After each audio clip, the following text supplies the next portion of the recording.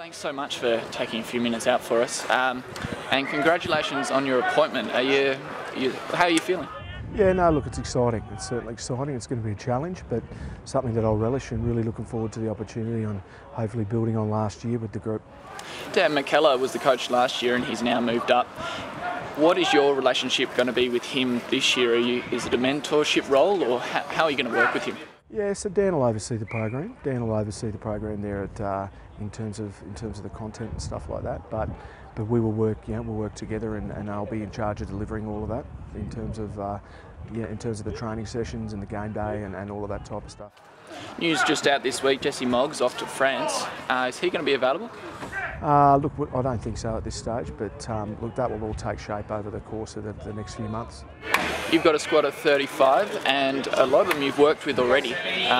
What are you sort of hoping to achieve in this competition? Look, we're certainly hoping to improve on last year. I think the exciting thing about this competition is it provides a pathway for the local ACT-based players, and I think nationally this competition probably doesn't get the credit that it does deserve. So I think that by giving that pathway, we're going to be able to show just how high quality this local competition is, and that's going to be exciting for those guys. One of your challenges is going to be balancing, as it was last year, the guys who are already playing representative football for the Brumbies, and as you mentioned, the ACT boys getting a go. How do you manage that task? Yeah, look, that was one of the challenges that we faced last year, but I think the history of last year and the experience that we gained within the program, but trying to balance that will help us this year. And we've already made some changes to the program that we hope will pay dividends and not only freshen up the super boys that drop back, but also the club boys, because they've had a long hard season as well by the time they get to NRC. You've had a look at the schedule this year. Anything you can glean from that? Look, it's going to be tough. There's a tough period there where we go away to Perth, and then we come back and we play a Thursday night. So that'll be a short turnaround. So that'll challenge us in terms of having a short turnaround and getting our preparation right. But other than that, it's just, look, they're tough football games each week. So we just focus on each performance, get our recovery right, and then prepare for the next one. And there are a number of players that are playing on from 2014, and are there any new guys in the squad this year? There's a number of new players in the club squad, yeah, and that's the exciting thing, is that a lot of the clubs have used the fact that the John O'Dent club squad is picked from the John O'Dent this season. So they've used that as a recruitment tool and strengthened the local first grade teams, and those players that have relocated here and showed good form on the field, they've been rewarded with selection in that squad, and that's going to be a real positive for the John O'Dent Cup moving forward.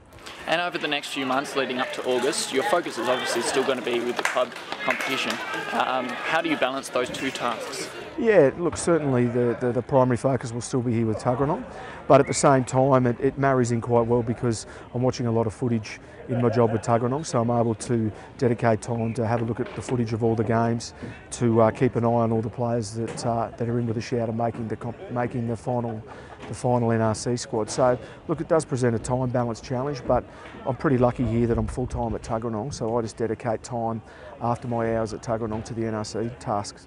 You've got the support of all of the coaches in the John O'Dent Cup. What does that mean to you? Yeah, no, look, I think that's important. I mean, they went through an interview process, and my appointment came from that. So look, I'm just happy to be appointed, and I've got no doubt that some of the other coaches are very aspirational to fill the role. But I think their support is important, because what we want to do is we want to give opportunity to the best club footballers to showcase their wares on a national level, and by having the support of the club coaches, it certainly bodes well for making sure that the best talent is available. Is there anything else you'd like to add? Anything that I've missed? No, look, overall, mate, we're just looking to improve on last year, and I think that the slight changes we've made to the program are going to help us with that. But we're under no illusions that all the other teams will be improving as well. So just looking forward to getting this season out of the way, and then getting the group together and setting some goals and getting some performances that the whole of Canberra Club Rugby can be proud of. Again, appreciate your time, Brad, and best of luck. Thanks, mate. Cheers. Thank you.